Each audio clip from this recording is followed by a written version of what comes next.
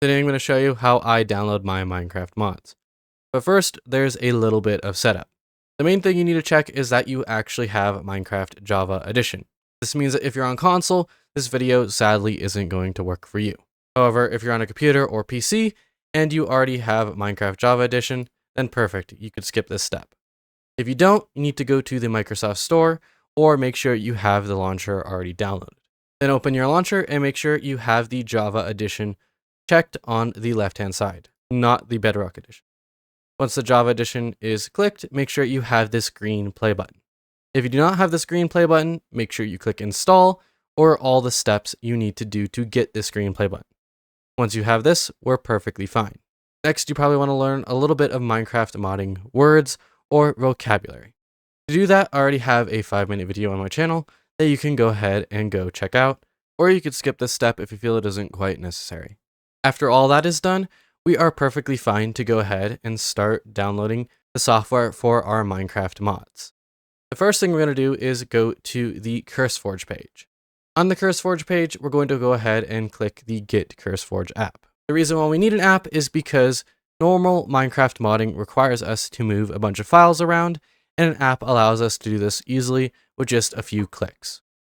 If you're on Windows, you could probably click this Download Standalone button, but if you're on another computer, go ahead and click Mac or Linux, depending on what you need. I'm on Windows, so I'm going to click Download Standalone. The reason why we do not click Download on Overwolf is because it downloads software we do not really need. So click Download Standalone and you get the installer. Once the installer is done downloading, you can simply hit Open File here or click here to open your Downloads folder. I'm going to open my installer here. And once you do so, you should get this little window right here with a language selection, of course, English for this video. And then we're going to go ahead and click Next. This file path is perfectly fine. Don't worry about it. Don't change it if you can, even though I can't. And you're going to go ahead and click this box right here. Now, if you aren't 18 years or older, you need to check with your parents or legal guardian to make sure that you are perfectly fine downloading this program. Then we're going to go ahead and click Next once more. And this should download everything you need for the app. Once that's done, you should have Curseforge automatically open with this screen right here. This is all the games you probably currently have on your computer, or at least that Curseforge can find. Of course, you're going to click Minecraft, and you get to set up your Minecraft mod folder. Personally, I don't use standard, but it's probably perfectly fine. I go down here, click Advanced, and verify I know exactly where this folder is going to download.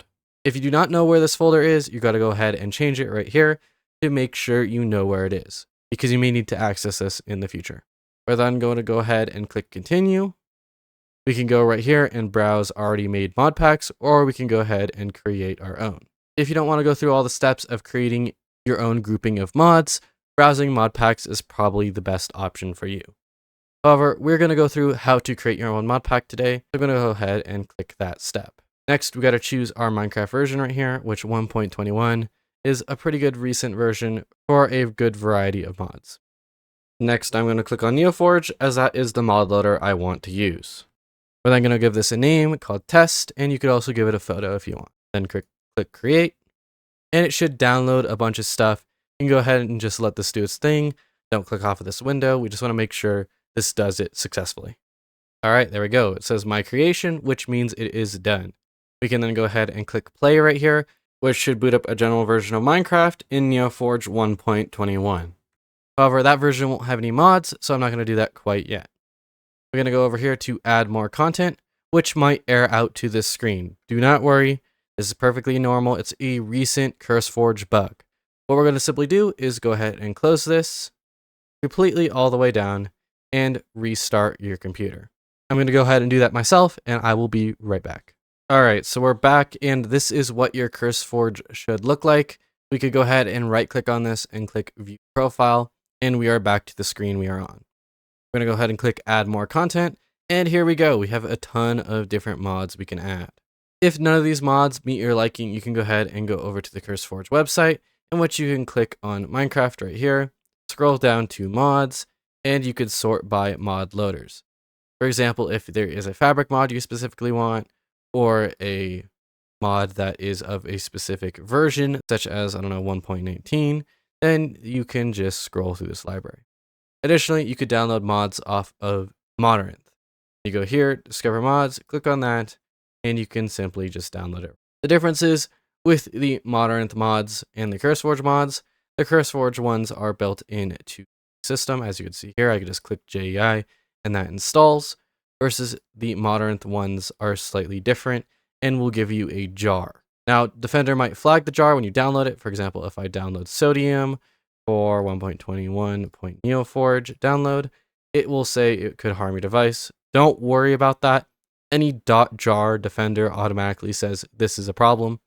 So as long as you know this mod is most likely safe, you never know for 100% sure, then you are probably fine.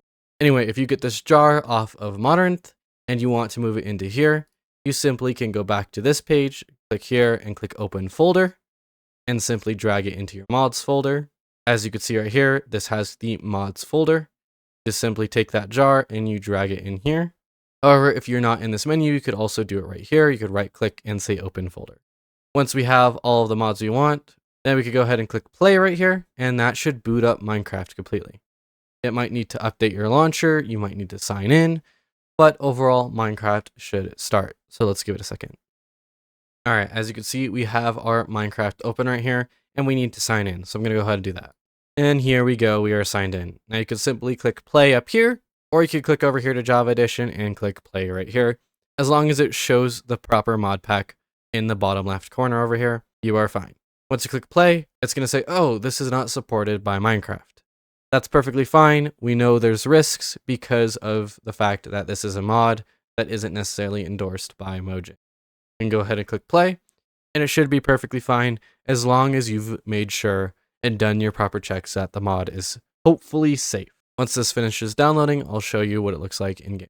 All right, as you can see, Minecraft boots up with this nice loading screen, and then we get our nice Minecraft screen. We're gonna go ahead and click mods, and you can see all of the different mods that we have added right here, including Neoforge itself, which automatically adds itself. So that's actually how you install mods. It's pretty simple, quick, and easy, but there are a few quick errors I want to cover. Additionally, you could also go in here and discover some new mod packs and overall just download a pre-made thing so you don't have to go in here and add each of your own mods. That's perfectly fine too. However, I would make sure the mod pack itself is perfectly fine, as sometimes mod packs can have mods that aren't necessarily great in them. So just make sure you're perfectly fine with the mod pack. So you wanted to download, I don't know, Cobblemon official mod pack. We can install that. As you can see, it's installing right here on our My Modpacks page. And then we could simply open this mod pack by viewing profile. And in here, we could see all the mods it has to offer. Or again, we could look in the folder that is right here. That is one really good way to make sure that mod pack is safe, is to go through it yourself, or at least know that a ton of other people have gone through it as well.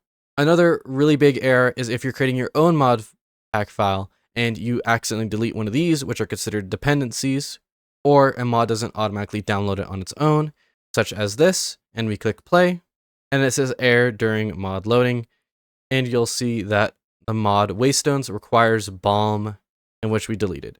You could simply go back, quick game, add more content, search Balm, and then click install. However, sometimes this won't exactly work, as you need to also check the version right here, which you can of course see the exact version which it is. Lastly, the final error that you can run into is conflicting mods. I don't actually have an example for you today, but there are a bunch of mods out there, such as Polymorph, that should be able to fix, for example, recipe conflicts. But honestly, like I said, if you're not sure really what you're doing, making a mod pack yourself can be quite intensive, and I would suggest downloading some other mod packs and just looking through them first. However, that's really it. Go ahead and leave your questions down in the comments below, and I'll try to get back to you.